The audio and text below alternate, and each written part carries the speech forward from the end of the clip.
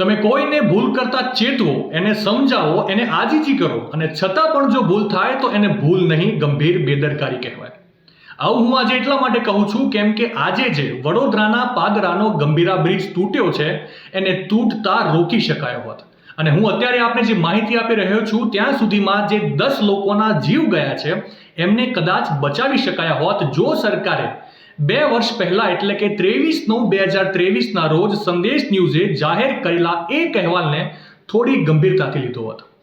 સંદેશ ન્યૂઝે ગંભીરા બ્રિજની બિસ્માર હાલત ઉપર તંત્રને ટકોર કરી હતી. સંદેશ ન્યૂઝે કહ્યું હતું કે બ્રિજની હાલત ખૂબ જ ખરાબ છે, બ્રિજ ઉપર મોટા ખાડા પડી ગયા છે, બ્રિજનું સ્ટ્રક્ચર ખૂબ જ જર્જરિત થઈ ગયું છે, બ્રિજ પરથી પસાર થતા લોકોને સમસ્યા થઈ રહી છે, ક્યારેય પણ આ બ્રિજ પડી શકે છે, મોટી દુર્ઘટના થઈ શકે છે અને લોકોના જીવ જઈ શકે છે. પરંતુ દુઃખની વાત એ છે કે તંત્ર આ અપીલ સાંભળવાની જગ્યાએ આંખ આડા કાન કરીને ઘોર નિંદ્રામાં સૂતું રહ્યું અને એનું પરિણામ આજે શું આવ્યું એ આપ સૌ જાણો છો.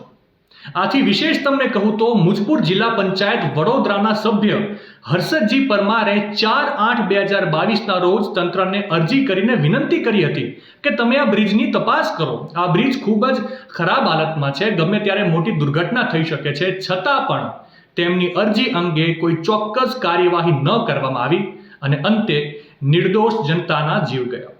હવે અહીંયા સવાલ નહીં પણ ચોખ્ખે ચોખ્ખું સ્પષ્ટ થાય છે કે આજે જે કંઈ પણ થયું છે, જેટલા પણ લોકોના જીવ ગયા છે એ માત્ર ને માત્ર સરકારની બેદરકારીને કારણે ગયા છે.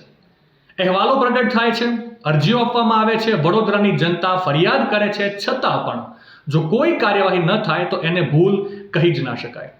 હવે સવાલ એ થાય છે કે જે લોકો મૃત્યુ પામ્યા છે એમના પરિવારને વળતર આપીને સરકાર ક્યાં સુધી ખરખરો કરતી રહેશે? અને આવા તો કેટલાય બ્રિજો હાલ જર્જરિત હાલતમાં પડ્યા છે જે ગમે ત્યારે મોટી દુર્ઘટનામાં પરિવર્તિત થઈ શકે છે. સરકાર આ બાબતે ક્યારે જાગે છે અને ક્યારે કાર્યવાહી કરે છે એ તો હવે સમય જ બતાવશે. આ ઘટનાને લગતી પડે ખબર અમે આપને આપતા રહીશું. દેશ દુનિયાને લગતી તમામ અપડેટ માટે આપ સંદેશ ડિજિટલ સાથે જોડાયેલા રહેજો.